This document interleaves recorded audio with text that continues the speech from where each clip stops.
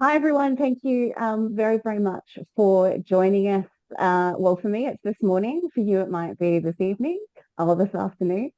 I am really very, very, very excited to be joining you today with my colleague Hassan and also George Siemens there for us as well. We are going to be talking today a little bit of a slight change in plan. We're going to be starting off talking about the insights from a meta review of artificial intelligence and education research that we've been doing. And then Hassan is going to be going a little bit more in depth into possibilities for the future and some of his current work on generative AI. George, did you want to say anything before we kick off? No, take it away. I'm here to discuss when you get there. Brilliant. Okay. And now, also just a little caveat before we begin, I have to apologize and say that unfortunately I'm not very well with COVID, but I will do my best to do my usual effervescent self for you. Okie dokie. Um, I would like to very much acknowledge the fact that this conference is actually being hosted at the University of South Australia, and I would like to therefore acknowledge the traditional custodians of the lands on which UniSA's three campuses are located on. They're the lands of the Kaurna, the Buandik and the Bangala First Nations peoples.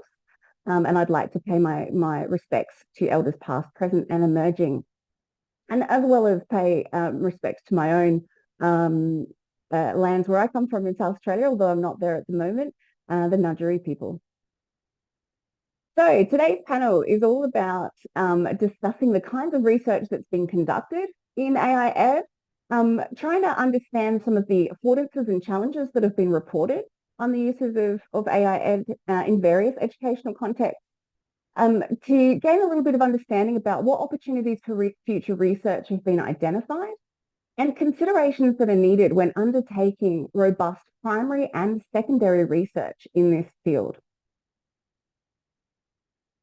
So our team actually ended up being quite large in the end. Our core team to begin with was not just myself, but quite a strong team from C3L at UniSA, Professor Mark Delart, Hong Pham and George Siemens, as well as from the University of Queensland, of course, Dr. Hassan Khosravi. And then we've also got colleagues from Sweden, Dr. Nina Bergdahl, and from the UK, the National Institute of Teaching, Dr. Violetta Negrea, Emily Oxley, and Xin-Wang Chong. And our primary, our primary reason for conducting such work, we know that, the presence of AI has increased exponentially in terms of its, not just its application possibility and potential in teaching and learning, but it's also, certainly within the last year, really exploded in the public discourse. And we're starting to see some of these first regulations and guidance coming through from a policy level. But the research had already been growing at, crazy rates, especially in the last 5 years. And as you can see on the screen, this is from the OECD, looking at AI research across the last 20 years. But when you have so much research that is being published and being undertaken, in order to, gain an overview and a real understanding of what's happening and what this means, you really need to synthesize that evidence so that evidence can be used to more effectively inform both policy and practice. But the problem there, of course, is that evidence synthesis is time and resource intensive. It does take a long time to conduct reviews. And that's where things like AI enabled digital evidence synthesis tools can come into play and make this process more efficient. So, for example, what I mean there, as an example, this is a screenshot from evidence synthesis software EpiReviewer. And one of the ways that it can assist in this process is to use what's called priority screening, which has been shown to reduce screening burden by up to 74%. So basically, it's machine learning embedded within the software and it learns based on the coding decisions that you've made to include or exclude literature. It learns as it goes, and then once it plateaus there, as you can see, theoretically the idea is that you could stop screening. Although in this example, I added more literature, and so it then had to learn a little bit more. That's just one example of how using AI-enabled evidence synthesis tools can assist. But this aside, there is still that evidence of reticence and mistrust of using automated tools in research itself, as well as the mistrust potentially that exists in using AI by students and potentially educators as well.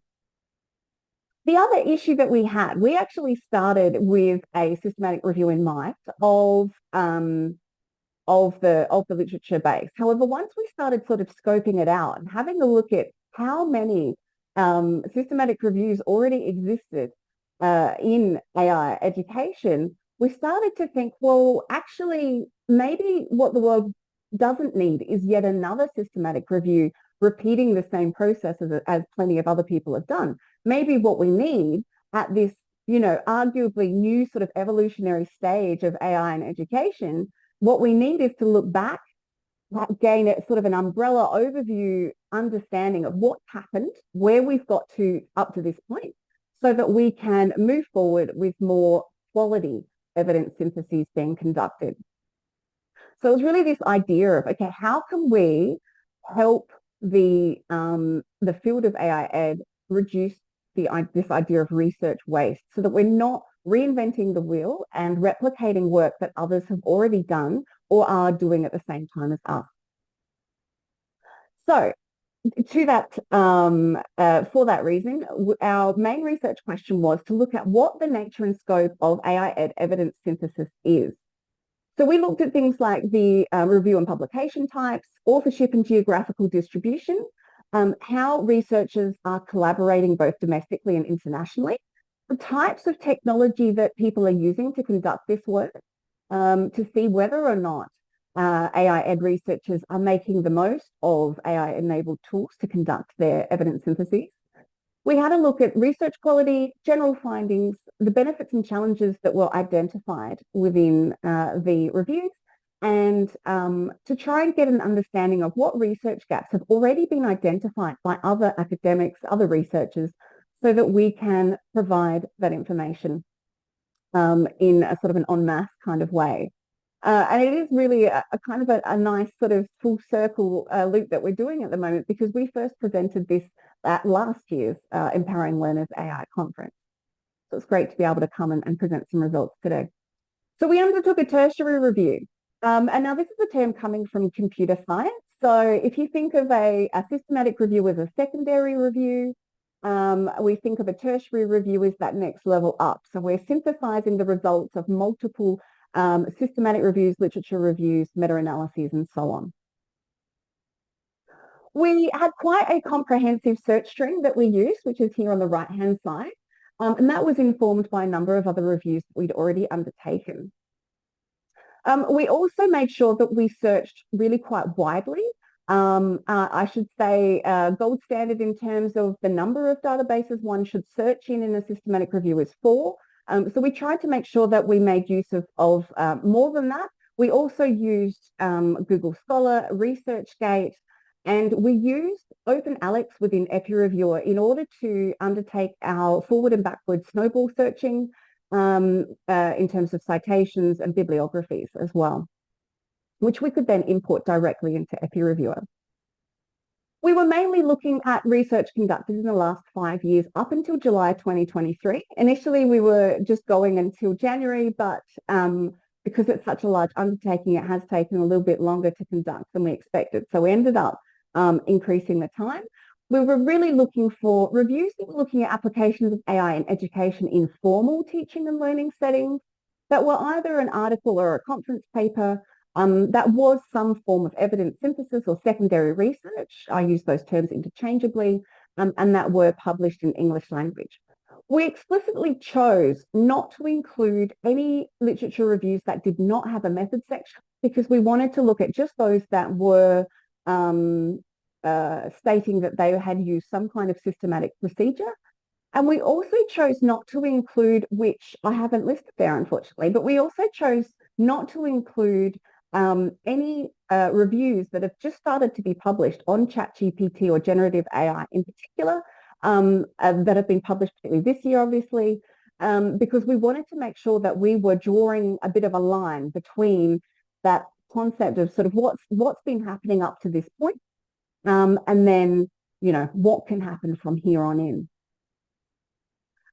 So we screened over 5,000 items, and we had a look at 528 on full text. So we read all of the 528, and we've ended up with 307 forms of evidence synthesis with the method section conducted on AIEd applications in the last 5 years alone.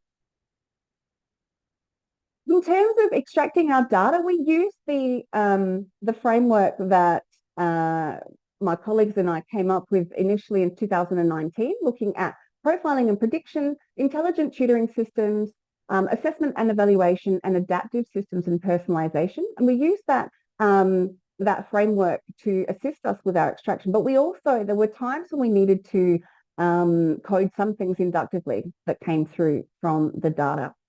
In terms of the quality assessment that we conducted, we used a 10-question scheme, which we adapted from the AMSTAR2 and the DARE quality assessment tools. And these were coded either yes, partly, or no. Right, so in terms of the key finding, this is the juicy stuff. This is what you want to know. So we did find 307 different reviews, and as you can see here, the number was growing exponentially. And in 2023, up until July, we already found 59 that had been published. And I dare say, if I was to look today, there would be probably the same again already that's been published. Of those, most of them were journal articles, and the journal that had the most publications, I think it was 25, was Computers and Education Artificial Intelligence. And the conference that had the highest, although that was only 4 papers, was the IEEE Frontiers in Education Conference. So 60% were open access, which it would be great to see more be available open access. But this did not take into consideration whether preprints are available on servers like Open Science Framework or ResearchGate. This is purely whether or not the publisher allowed open access. The majority of them, so 2/3, were systematic reviews. And actually, a little bit surprisingly, prior AIEd researchers found that education researchers weren't the most prolific, that it was coming from computer science and IT. But we actually found that in the last 5 years, the number of education researchers conducting this kind of work has grown, which I think is a really positive thing. Of these syntheses, we found that 9% were focused on STEM specifically. 6.5% were looking at AIEd in online, blended or distance education scenarios. 5.2% were focused on health and welfare, and understandably, most of those were undertaken in higher education settings. Or I think all of them were, or they were all education levels. And 4.2% were foreign language learning focused. In terms of geographical distribution, across the whole corpus, we actually saw quite a strong focus on research coming from Asia, where something like the top 7 institutions were from Asia as well. But in terms of just the K-12 sample, those reviews just looking at school levels, it was actually European authors that were the most prevalent. Again, as with a lot of other EdTech research, it's a shame that we've got such little representation from Africa, Oceania, and South and Central America. But of course, language may come into play a little bit there with publications potentially being published in Spanish. And I would actually like to applaud the conference organisers for including some Spanish language panels in this conference. Right, so in terms of who's been publishing, mostly this is done in collaborative teams of 2, 3, or 4. Africa and the Middle East had slightly more solo authorship than other locations. But the majority of this work is being done in domestic only. And what I mean by domestic only is that it's within the same nation, that there's no international authorship there. We found that the Middle East, Oceania, and South and Central America had slightly higher rates of international collaboration, and but that yeah, a lot of this work is being done domestically. So in terms of education levels, there were almost half of the reviews in here did not actually specify any particular education level that they were focusing on. It might be a systematic review of artificial intelligence in education. And then within their search string, they didn't actually specify what study levels they were focusing on, as opposed to 28% higher education and 18% K-12. When we look at reviews that are only focused on one particular education level, there was just over 9% focusing on K-12 solely and 21.5% looking at higher education. As I already said, systematic reviews were quite prevalent, but we're now starting to see a lot more bibliometric reviews being published using more scientometric methods. So this is something that's growing across a number of disciplines as well. In terms of the evidence synthesis quality, the overarching average was 6.5, and almost something like 65% of the reviews were either critically low, or medium quality. And of those 10 questions that we were asking about these reviews, we found that some of the sort of, I guess, basic things were being done quite well. So making sure that research questions or objectives were being stated, inclusion, exclusion criteria, and publication years, as well as the search string to a certain extent. Although I really like to see the explicit search string be present in more reviews. Less so in terms of search scope, so which databases were being searched in, and the number of databases being searched in was quite low, as well as only 42% of reviews actually reflecting in a specific limitations section on their own limitations of the way that they've conducted this work.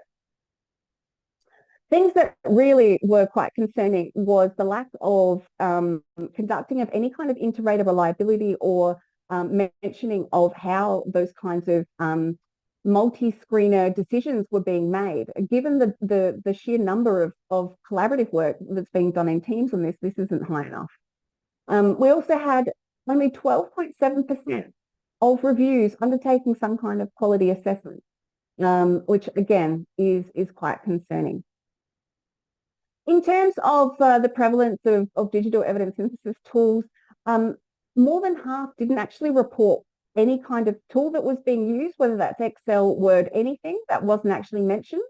And of those that did, 5.2% did use evidence synthesis software, from the whole corpus, there was 5%. And they were using things like Rayan, EPI Reviewer, Covenants, AS Review, and Distiller SR. The most used tools were spreadsheet reference management software and FOSS-Viewer, which is quite well loved in terms of conducting those bibliometric analyses as well. Yeah, reference management software and spreadsheets were the most prevalently reported. Okay, in terms of AIEd as a topic, now what we did was we coded not only the key findings against the framework that I showed you initially, but we also coded the reviews on the topic that they claimed they were looking at. So if they were saying they were a systematic review on artificial intelligence education, and then didn't sort of specify a particular type of AI, then we classified it as general AIF, which made up the majority, well, just a majority there. And then we had 36.5% looking at adaptive systems and personalization, followed by bibliometric studies and then profiling it and prediction. So surprisingly, we saw a very small number actually say that they were looking at ITS and assessment and evaluation. But when you look at the just the higher education results of the actual key findings and how we coded those, you can actually see that despite saying that they're looking at one particular area, their findings actually covered multiple areas in the end. Now, when we were, I should say, in terms of the overall corpus, the 307, we're still finishing up coding some of those items, but we have finished coding the higher education only reviews. And in those, we had 31 that were focused just on general AIEd in higher education. And we coded the benefits and challenges that they listed. Perhaps unsurprisingly, the highest benefit there was personalized learning, followed by positive influence on learning and reduced planning and admin time, as well as that greater understanding into student understanding. But in terms of the challenges, we actually found a lot more challenges, but they were mentioned by less reviews across each of the challenges. And the top one there is the lack of ethical consideration. And by that, it could have meant lack of ethical consideration in terms of the data that was being used, the influence on the algorithms, in terms of bias. It could have been lack of ethical consideration in terms of how the research was being conducted, and so on and so forth.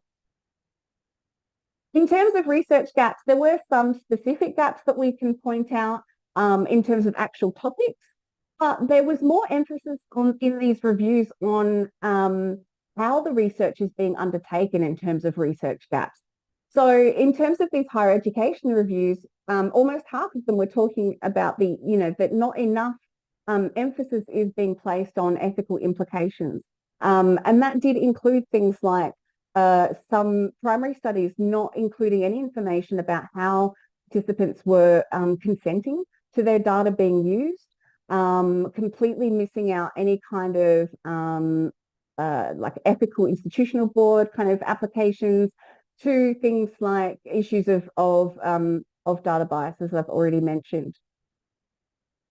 So in terms of implications, we really see this at the moment lining up across three different calls, we would say. So we're calling for more emphasis on ethics, and that is in terms of how the data is being used, how it's being stored, not just in terms of institutional storage, but also in terms of when conducting research as well.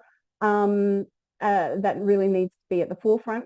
In terms of data bias, there was quite a few really interesting papers that discussed how like what data the algorithms were being trained on, and one case, for example, talking about the lack of representation of students with disabilities and what kind of impact that has then on the use of that within any research and within any application. And also higher focus on ethical AI in the curriculum. We're also calling for more collaboration in terms of how AI systems are developed.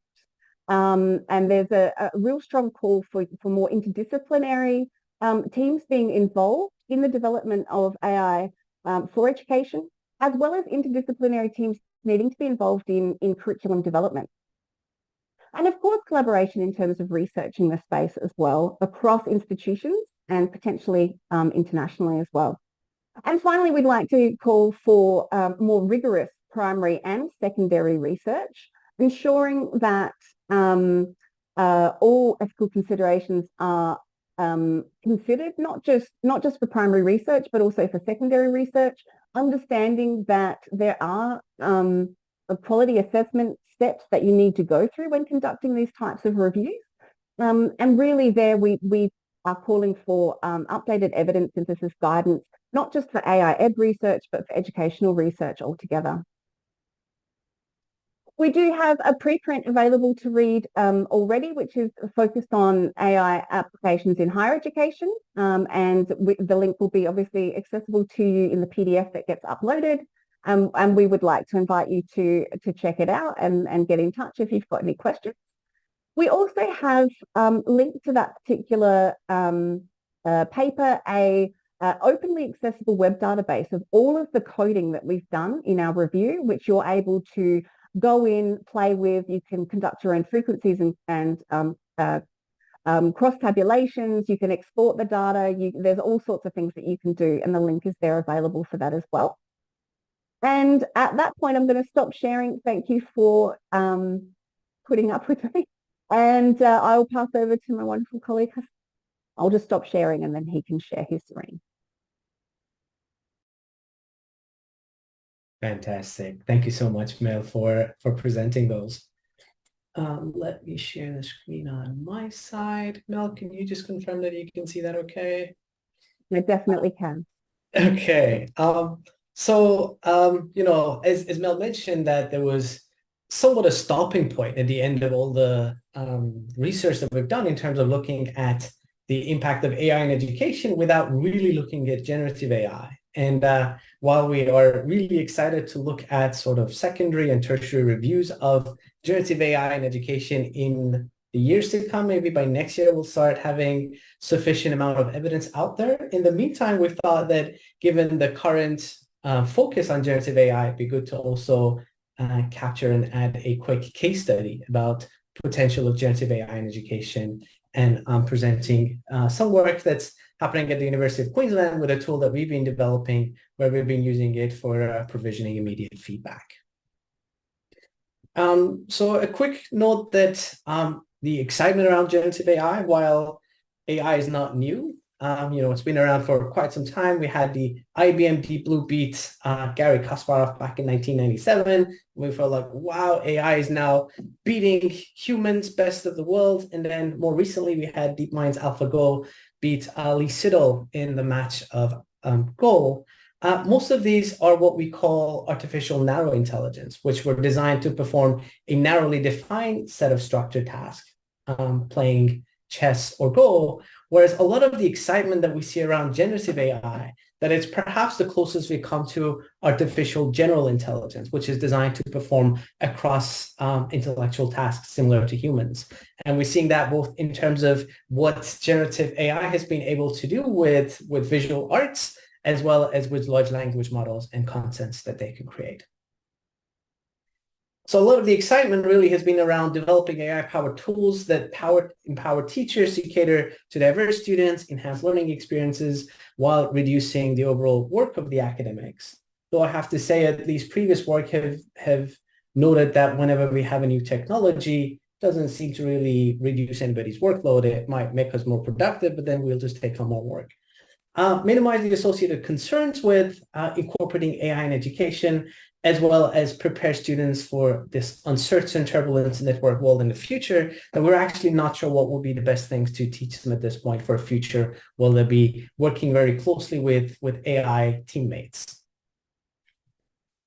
So the case study that I'll be shortly presenting on is a platform which is called Ripple. It's an award-winning tool in Australia nationally, as well as within UQ, developed here at the University of Queensland, and it's been in the use since 2018, and we've recently this year added generative AI capabilities to the platform.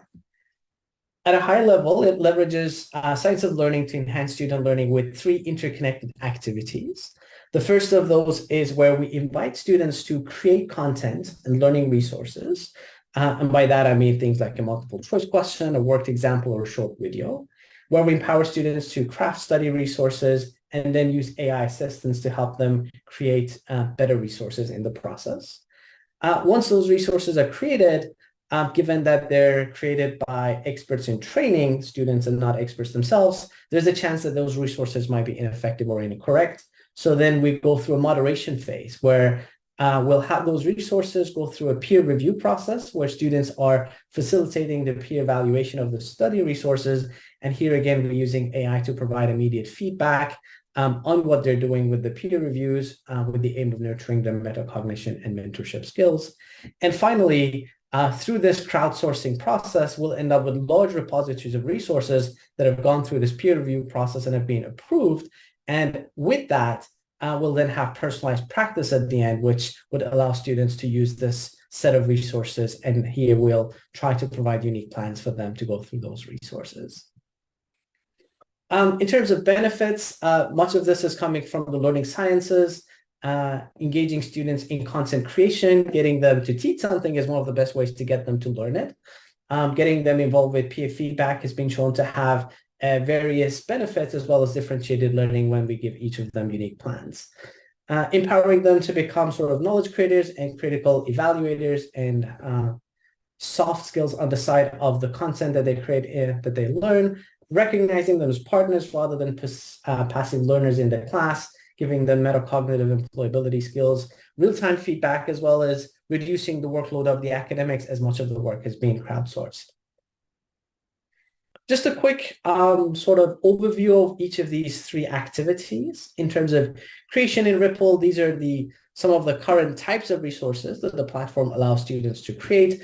Multiple choice questions and multiple answer questions remain by far the most popular type of resource that students would like to create.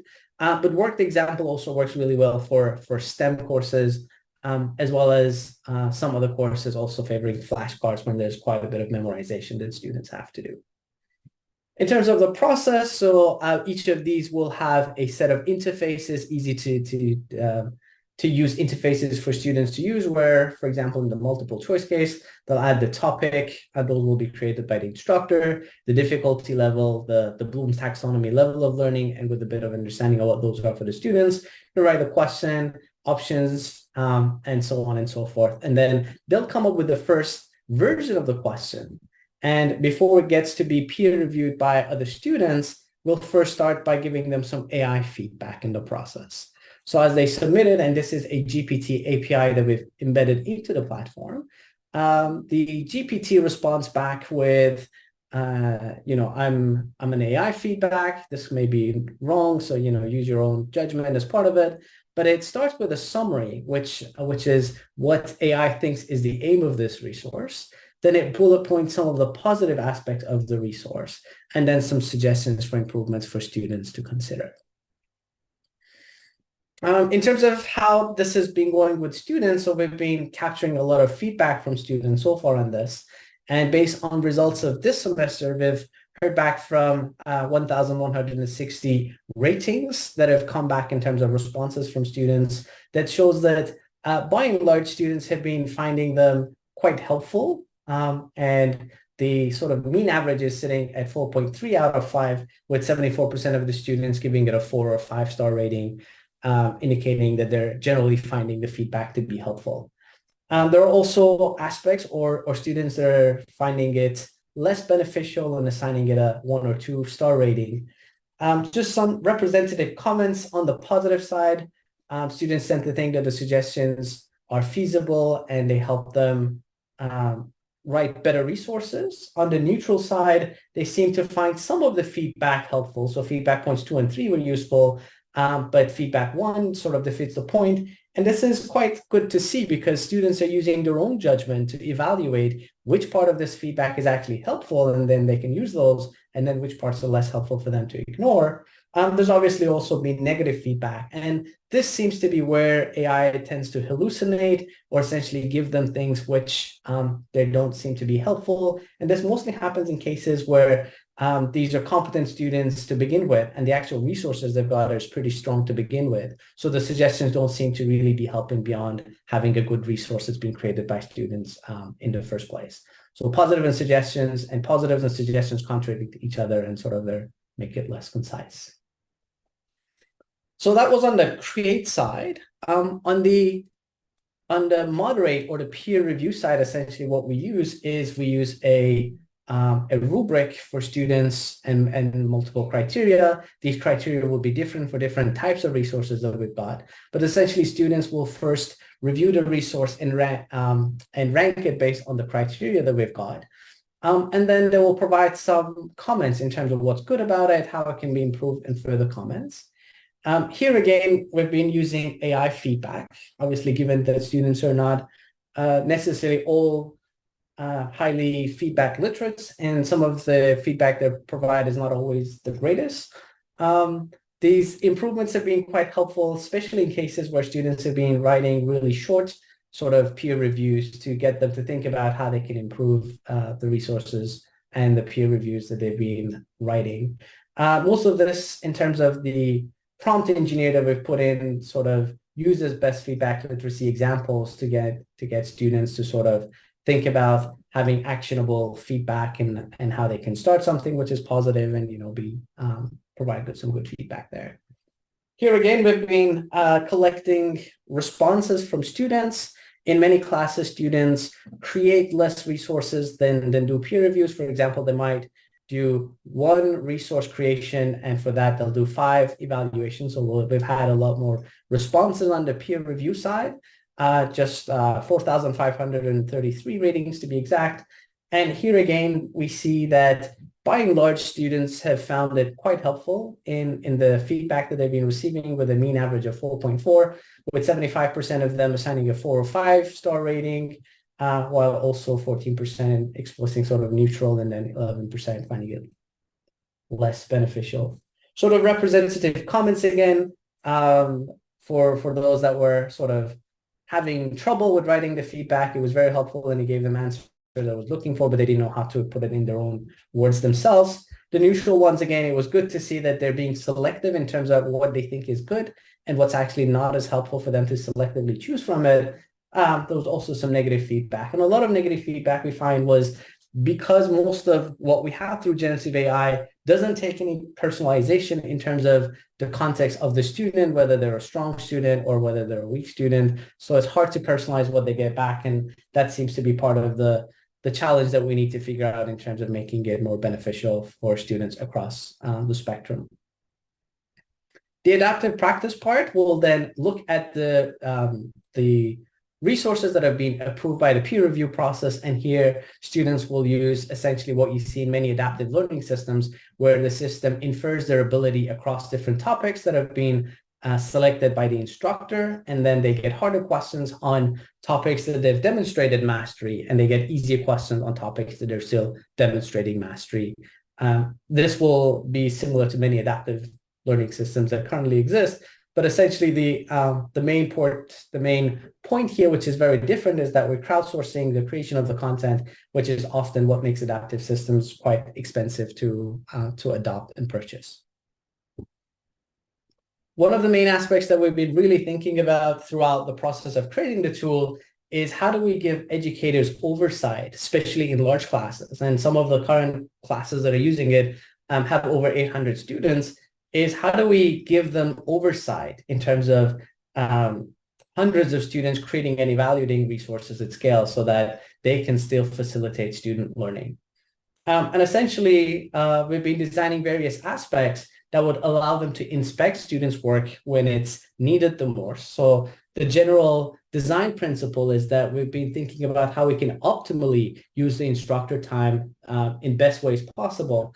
And some of what we've done here is get them to inspect resources. So these are resources where we think the peer review process might have not worked well. And for example, the students have approved the resource, but there's data points indicating that the resource may actually be incorrect. Inspect reviews that don't seem to be effective, or inspect students that seem to be at risk of failing the course or not doing well in the course. So these spot checking approaches with inspections across resources, reviews, and students have seemed to be generally what most instructors using the tool would use their time optimally to oversee student learning and facilitate their learning. So adoption and recognition, it's been now used for a few years, since 2018, predominantly here at the University of Queensland, with also a bit of usage outside of both UQ and Australia. However, we're just reaching the 50,000 mile in terms of the users that have used the platform. And much of the feedback that happens in my own lab have looked at sort of effects of various aspects of these features on student creation, evaluation, and personalized learning on student learning. But overall, some of the experimentations we've done suggest that students who use the platform gain a 10% improvement in grade. The positive user feedback across various different surveys we've done seems to suggest that students find it helpful in their learning, and sort of the AI systems, which is the most recent addition to the platform, improve students' sort of authorship, feedback, literacy, and personalized practice. I might stop there. Some of the references for both parts of the talk. And thank you so much for your time. Thanks very much, Hassan and Melissa. Fantastic overview of certainly critical areas of research, especially when you're sort of facing this space where there's hundreds of articles being published in the ed space over the last few months and accelerating. I expect we're going to see that only continue to increase going forward. So Hassan, maybe I'll direct a few questions to you just to get started. So one of the things in the review was obviously the cutoff last year and of July, and that didn't get at those ridiculous waves that we're in the middle of. And what you're doing with Ripple, which is, you add an API, you bring in some generative AI functionality, is what's happening in programs and tools across around the world. Right? It's a simple way to, well, simple is maybe not quite the right word, but it's a good way to add capability and functionality. So I'm wondering if you could talk a little bit, what do you think are the sort of defining attributes that make this generative AI wave different from the work that was done in the paper? Yeah, thank you. Thank you for the question. And again, as we've started with the paper with Mel and colleagues, we do really feel like AI in education has this defined moments that pre-gen AI, a lot of the work was around adaptive learning systems, around personalizations, predictive models, whereas a lot of the new APIs that are bringing in generative AI are really looking at a different set of tasks. How do we actually have personalized tutors that interact and provide immediate feedback? The challenge seems to be, at least in the work that I've been seeing, how do we bring together large language models? How do we bring back sort of pedagogy frameworks? And how do we have prompting sort of frameworks, pedagogy frameworks, and good user interface design all work together in a way that we can make things usable for students, while also being sure that student privacies are protected and we're not necessarily passing on their information to generative AI without their permission. So within Ripple, for example, we ask students, do you want the AI feedback or not? And they can say that I don't want to share my data with AI, and therefore I wouldn't get any feedback. So we're kind of trying to bring it into this win-win situation that we ask for their permission, but they also get something back in return. And so do you feel, is this and I'll unpack that section, there's a couple of questions I'd like to get at there as well, but do you think the generative AI, I know you're talking artificial narrow intelligence, there's been some discussion with Juan LeCun and Gary Marcus, not with each other, they don't like each other, but about, our LLMs and off-road, sort of an off-ramp to the world of AGI, right? There's some view that maybe they're not the tool that's going to get us there. But it does seem like there is enough area of focus, though, in the landscape that some of the, say, the 4 points that Melissa based off of previous papers that she had done on what are the critical buckets of AI research. I guess what I'm trying to get at is with generative AI, are we still just fitting within those 4 buckets, the personalized learning and related categories, or is there something new emerging that's a new bucket or category of focus? And if it's something new, what is it? Yeah. I think it's something new, right? And, we might have to do sort of this secondary or tertiary reviews in a year or two to really redefine the landscape of AI in education, moving beyond the categories that Mel and colleagues introduced in 2019. But essentially, a lot of the possibilities now were just not possible a year or two ago. Think about many of the tools that currently are thinking about, and it's a race, right? It's a race of how do you actually move beyond ChatGPT? How do you actually move beyond this conversational bot? And how do you embed much of this into the context of different tools and also bring in sort of the pedagogy and the sort of the frameworks that actually make this viable for students?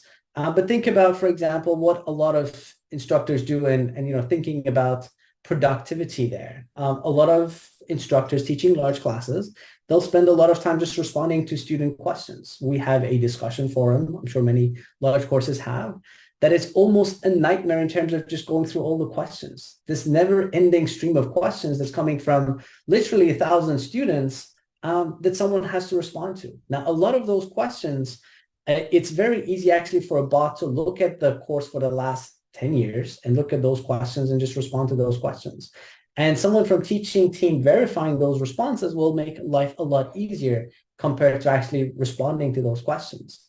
So I'm thinking that there'd be a lot of new sort of topics and new domains of how AI is going to be embedded into education with the benefits of large language models and actually these bots that can write almost perfectly and they're getting better day by day that we just never were thinking about before. The dreams of intelligent tutoring systems and adaptive learnings have been the same since the 1980s. And we've had the same dream almost for 30 years.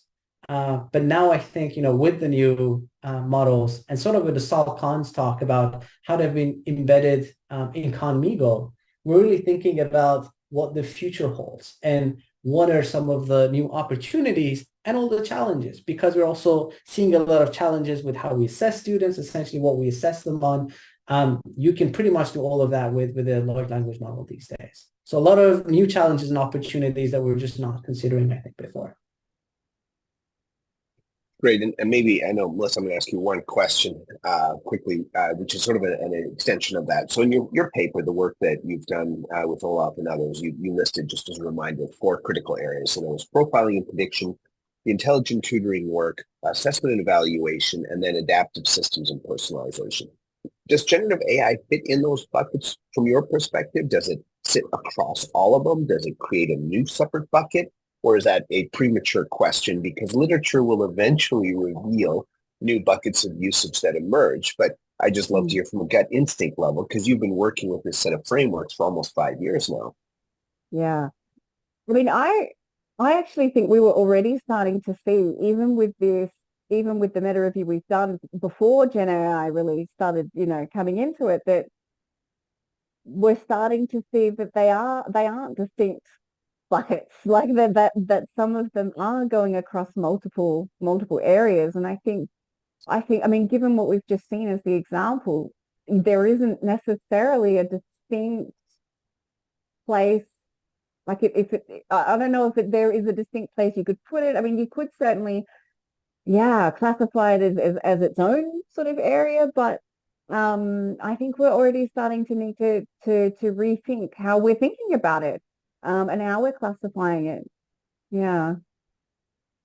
But I agree with That seems to me, sorry, go ahead.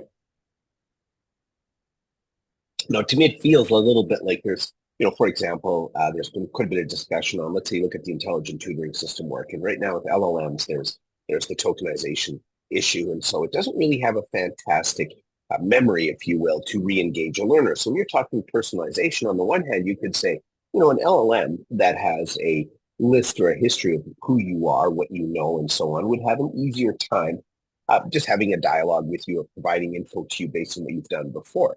Now, an interim thing would be contextual prompting that writes to a profile, loads that into an LLM at the start of a discussion, engages with it, writes the outputs of what you've learned back to your profile, and re-engages with it in the future. And maybe it's possible that the limits will be like RAM. At some point, I mean, RAM is always still an issue, but at some point, it'll be less of a limiting criterion.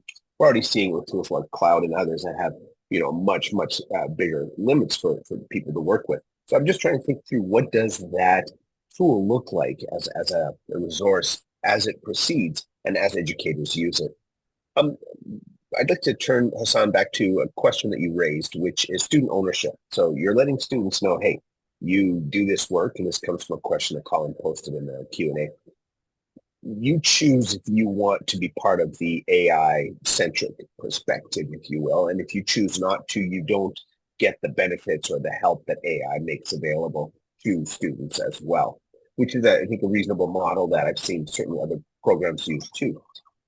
What about the content that students create? Let's say they don't engage with the generative AI side of it, but they create resources and materials. Is that student owned, or what are the ownership rights on that in the platform? Yeah, thanks for the question, Colin, and for the reframing, George. So originally, for the past few years, what we've been doing is that the student holds the IP, but the platform needs to have a non-exclusive license so that we can share the content with their peers and the instructor, so that we can share it back in for others to see it. In the updated version of the model, we're also just adding the ability for students to also don't allow us to have the license to share it, which means that essentially the resource will sit in the tool for the instructor only to see it, for example, if they're using it for marking them, but the resource will not get shared with anyone. So again, we're trying to take the student-centered ownership mechanism, but in the process, providing a win-win scenario that essentially students feel like they're contributing to knowledge while they're still holding the IP, and by giving us the non-exclusive license, we can share and redistribute it for the best of knowledge as well. All right, perfect. And then there's another question that was raised in the forum around, first of all, thanks to you both for a great talk. The question is, Ripple is a free tool, or is Ripple a free tool accessible by outside organizations, or is it available primarily within UQ? Thanks again for the question. So it was designed to be an open access tool, and there's currently, it still is currently open access. I'm just going to post the link to the chat. If you're an instructor within an organization and you have an instructor and an email within an organization, you can request a free account and we'll give you a free account and you can use it in your own course. In the long term, we are thinking about commercializing Pathway, but nothing has emerged out of that yet. So we'll see. In the long term, we're not sure, but currently still supported as a free tool and open access, not open source. So get in soon is basically what you're saying. And a final point, and then we'll wrap up as we're concluding the session here, and a pretty full first day. There's a few sessions going on in the European time zone still, so please check your schedule at the Whova app and track the discussion there. And as Melissa noted separately as well, is ask your questions via Whova, flag any details that you aren't clear on, or as you view this later, to follow up with that. One thing I like, Hassan, so this isn't a question, this is just a comment, and something I think for researchers and academics and practitioners to be aware of, which is there will be a flood of tools and technologies washing across your desktop, and in the next year in the education sector. There already are, from automated course developers to automated Q&A or quizzes that are created in specific domains to support bots for student retention, and the list goes on. So there'll be a ton washing across your desk. What I like about your work, Hassan, is it's grounded in learning sciences, which isn't solving a discrete problem necessarily the way some of these tools do, but it's saying, hey, there's this integrative perspective, as you noted, social learning and social interaction, timely feedback. These are all core foundations of any comprehension of an effective learning science approach and framework. So I just want to give you kudos to you and your team around having that bias of tracking the research first. We know this from other failed academic endeavors, such as many years ago when Silicon Valley discovered online education. And there were bold proclamations about, there's only going to be 10 universities in the future. And the reality of it was, if you don't or that they found the silver bullet for learning, but if you don't understand the social, relational, generative, dynamic, growth-oriented approach of education, if you think simply by solving the problem technologically that you've addressed an educational need, it's going to suck.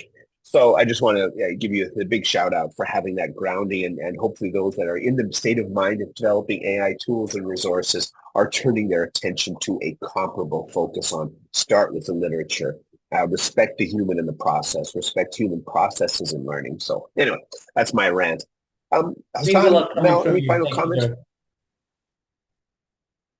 No worries. Any final thoughts from either of you as we close out? This has been a fantastic session and outstanding research. Mel, anything from you? Look, if there's one thing that I would like people to take away is, aside from our calls to action, really, is to ensure that before any new development of any kind of tool, or before any kind of research is being undertaken, whether it's primary or secondary, that you consider what's come before, that you have a look at what exists already, and to ensure that you're not going to be, like I said, reinventing the wheel and replicating work that already exists. because it's just potentially a waste of resources where your expertise could be, better directed towards something else. That would be my lasting thought. Hassan? I'll just start by thanking George for the Empowering Learners for the Age of AI. It's been phenomenal to see this grow. And, I really look forward to this conference every year. And it's good to see how it's been emerging and bringing the whole world together as a virtual conference. Just backing on what George said, this year, I'm just thinking that we're going to see zillions of new tools coming your way. Look at the space, and then hopefully Mel and I will be back with a systematic review of all of it in a year or two to inform how things are going in this landscape. Fantastic. And I'm expecting next year that we will see a panel from you on generative AI, a review of reviews. And anyway, it's fantastic to see you both. You're two of my favorite people in the field, and the work you're doing is outstanding, both practical and from a quality research output. Thanks everyone else for joining as well. We have, as you know, we're sort of in the day one stage of it. We have fantastic keynotes planned tomorrow. The time zones are tough to track because it's a global event. You'll find it in Whova. It's the best place to log in. Set your sessions to your time zone. It'll let you know exactly what's happening where and when. There's entire discussion forums and activity happening. The presentations are half of the conference. The rest is in Whova. Thank you both. Hope you have a fantastic day, and thanks all for joining.